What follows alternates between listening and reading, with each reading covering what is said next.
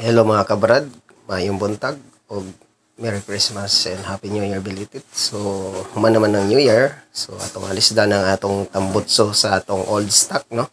So, na ato nang itanggal ang atong ikaduha na Drag King 5. Nakonect na to nina to sa Shopee. Long time ago, ang palitan is nasa 5K. So, titanium na siya, no? Made in Thailand. So, lamig gud siya og tingog.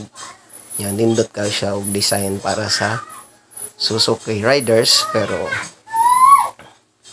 every year rin na itong gamiton. Once a year. Mismo lang sa Pizza Uno sa bagong taon. So, ako nang itanggal. So, nara.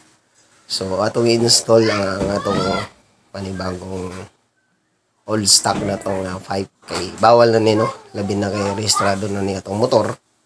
So, bawal na kayo. No? So, ito ibalik na. Importante gina i-disconnect na kanunay. And then yung dress gilid ato sa naikabit na daan. So, sa mga baguhan niya, kung gusto mo install, dali raman kayo na siya, no? So, tanaw lang na akong ibuhat o giyon sana ako pagkabit. Yun sa na ako pagtanggal. So, for the first time na magkabit ng mga brad, ang aho lang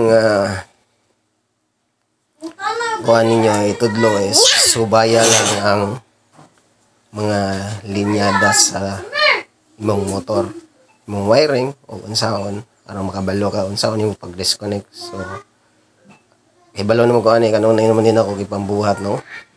So, una na yung tirada na to. So, ito ikabit na. So, gibalik na nako. So, nara na. Okay na. Nanira pagkabit, change to 5. So, tiba nilang ganun na i-disconnect ni mong connection sa power. Sa ilalom niya. Ang sa ilalom nga tambutso do habok na tornilyo. Maon lang to mga brad. Thanks for watching.